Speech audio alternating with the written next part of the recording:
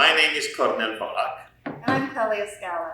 Kornel and I teach at the Dance School of Drama and Music in Kingston, Ontario at Queen's University. Clelia and we met at work about a year and a half ago. And soon after that, we decided that we would like to launch a project together that would incorporate shadow puppetry with live music. And so we did.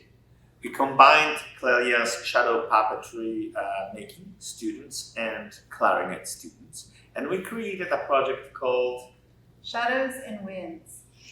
It was based on a Greek myth, and it was a love story, and the couple transformed into birds and flew away at the end. So that was a very pretty, and it was set to a very beautiful music by Ennio Morricone. So it was a very touching story. And today we would like to tell you a little bit more about how can you tell a story using shadow puppets and or live music if you are musically inclined. Absolutely. So today what we're going to do is we're going to make simple shadow puppet theater, a 3-part shadow puppet, and then from there you will have the tools you need to go on and create beautiful stories yourself. But before we do that and take you on that journey, I would like to ask Clelia a few questions about shadow puppetry. Absolutely. Could you tell us a little bit about what sort of stories can shadow puppets tell? It's a great question. Shadow puppets can really tell any story, but I think a great place to start with shadow puppetry is to come up with a simple story. Shadow puppets tend to work best when you have very clean lines, and if you're doing a wordless story, you definitely want something that's easy to follow visually. So I would think, for example, a good story would be, say, have a shipwreck, a story of a shipwreck, a pirate ship that sets sail, crosses the ocean, encounters some sort of beast maybe, and then lands on a desert island and finds treasure. That's actually kind of a complicated story, but a lot of visually interesting stuff happens in it. And in that kind of story, you could play with lines and textures.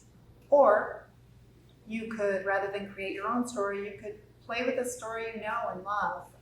For example, one of your favorite fairy tales or a nursery rhyme from when you were really little.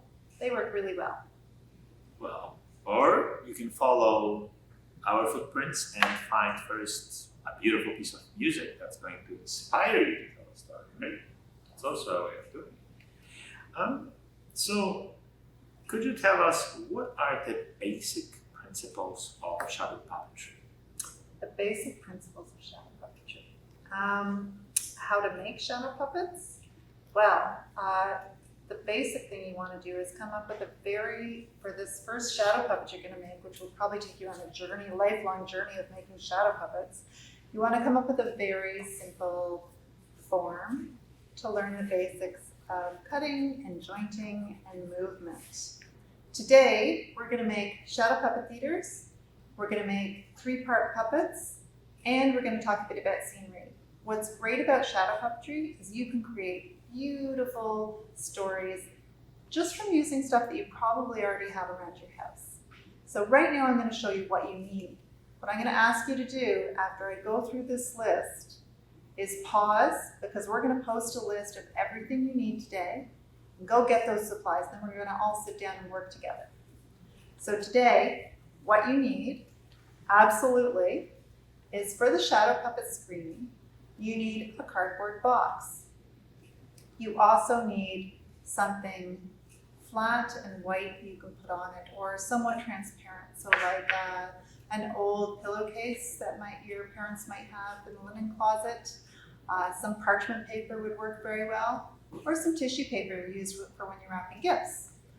They will work very well as shadow puppet screens. And if you don't have those items, that's okay, because you know you've already been doing shadow puppets, I bet. Every time you hold your hand up against your wall and make a duck or a rabbit or any of those things that cast a shadow against your wall, you're already doing shadow puppetry. So The screen is not essential. You can just use your flashlight on the wall if you want. But the shadow puppets, what you need is you need paper. So could you please pass me that cardboard? Thank you, Kornel. How many pieces would you like? Just one is good, for example. So here's what you need to make the shadow puppets. You need paper. There are many options.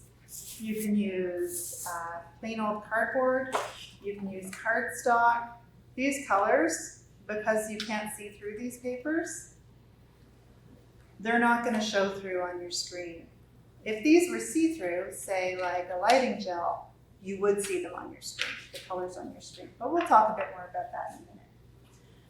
So these colors, so you need cardboard. I recommend using something like an old cereal box, or this is a 4-cheese frozen pizza box. That is a good consistency for shadow puppets. Other things you absolutely need today is a pencil to draw your puppet with, scissors to cut your puppet out with. You're going to need some wire, some thin wire. This is to make your joints. The other thing you could use for your joints are brads, which your parents probably know what they are. They're little metal clips that you can bend out like a butterfly. Okay, so what you need, absolutely, are wire for your joints, a pencil to draw your puppet with, scissors, something to make your puppet on, and you also need something to hold your puppet with, and that would be a thicker wire, and you could use, say, a clothes hanger if you don't have any wire like this kicking around, or the insides of an old umbrella, something like that. You probably have something in your house that will work.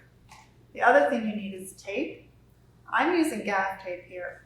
A lot of you probably won't have gaff tape kicking around your house, but you will have masking tape, and that will work just as well. And then something like a piece of dowel. Something like this. Now, if you don't have dowel around the house, that's absolutely fine. You might have some old chopsticks, a pencil would work, anything. All you want is something to connect wire to, that you then connect to your puppet to, and you're in business. And then the fun thing you want for your puppet is little ornamental things. I like using things like lace or fancy papers, because the light, or lighting gels, as I showed you earlier, because the light shines through them in a really interesting way and can add complexity and texture to your puppets.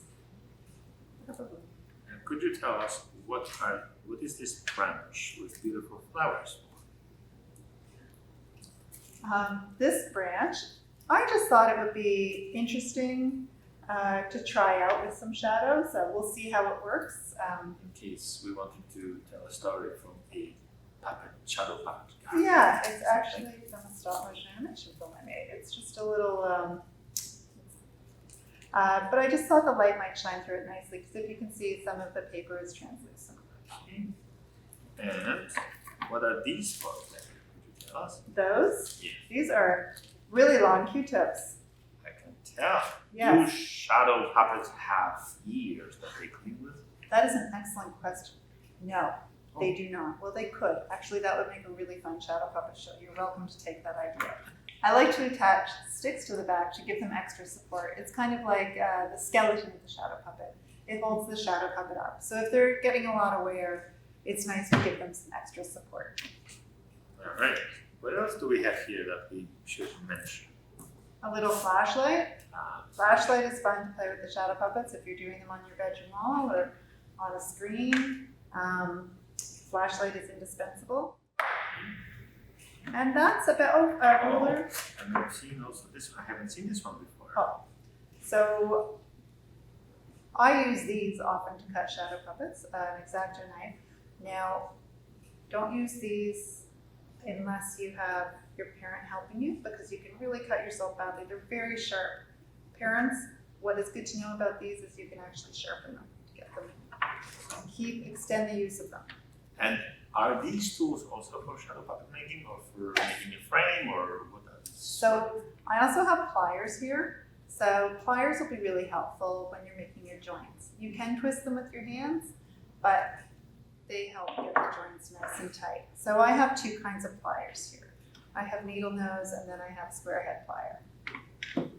And you'll see how I use both a little differently. And what is this knife for? That is just a utility knife.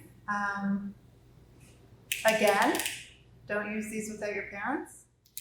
A utility knife is just basically to cut the cardboard. We're going to use it to cut the cardboard for our shadow puppet screen. I see.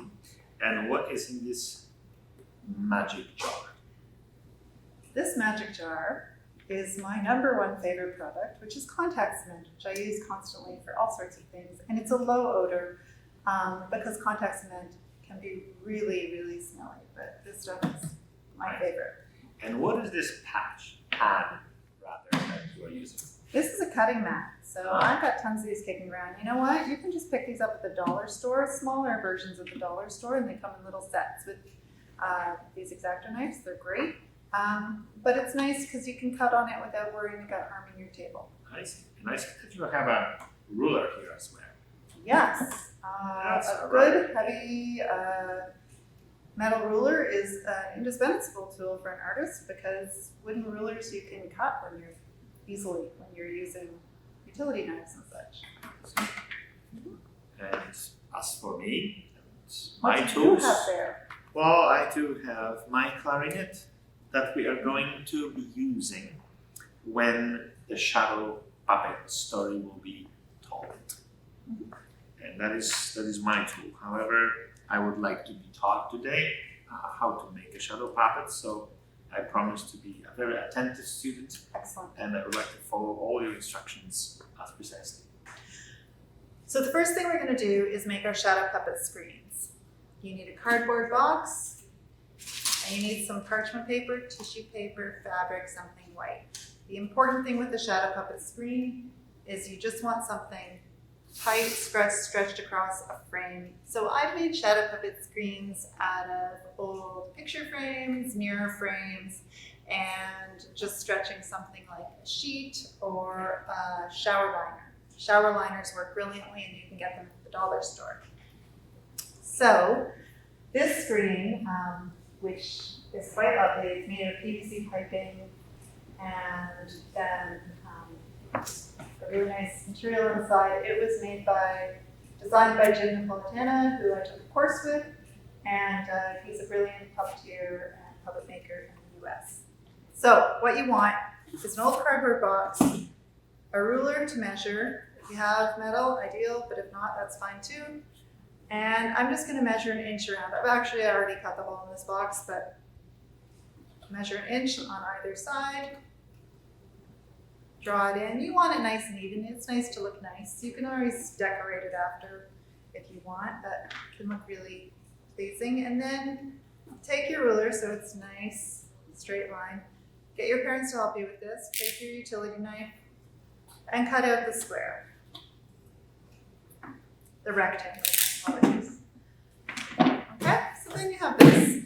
The next thing you want to do is take something like parchment paper, measure it to fit. Mine's a little bigger, so I'm just going to take off a little piece of the parchment paper. I'm going to do that with scissors, just to be quicker. I'm just going to take off a bit so that it fits the screen perfectly. You don't want sloppy paper hanging over. Aesthetics are very important. Oops, thanks for now. If you could give me a hand, that'd be great. Did I make it long enough? Oh, can we pull it a little? Oh, perfect. I think I just have it long enough. Okay, so now I'm going to take some of my tape.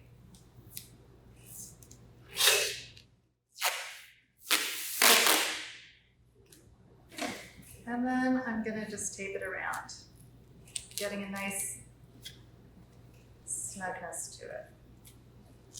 I'm going to rip these things out. There we go. Okay. This is going to be really boring, so we're going to edit this part out. Okay, I'm just going to stretch this smidge. Have your parchment paper or whatever kind of covering in your shadow puppet. I'm just going to show you how it works. So you would think you want to have it like this, but you actually want to turn it this way. So that you can press your shadow puppets right up against the screen. So I'm just going to use my flashlight. It's right here. Just right there. And show you how it works. So the closer an image is to the screen, the crisper the look is going to be. See? So you want to keep it pressed. The further away, the fuzzier image is going to be. Look at this, you used some of that gel tape, right? Yeah, I used some lighting gel in there for a little blue. I think I'm going to layer it to get it darker blue. Okay, so now you have your screen, so we're going to go on to building the puppets. So Kornel, let's make puppets. Yes. Okay, so what I'd like you to do is to first tell me your favorite animal. Or an animal that you think would be interesting to animate. I was always fascinated by cats. Who isn't fascinated by cats? Yes. They are very interesting. Okay, so take a piece of the cardboard like you have in front of you. All right. And I'd like you to draw a cat. Just the outline of a cat. So let's go over this just to be clear. You want to draw, we'll do a photo. You want to draw just the basic outline of the animal.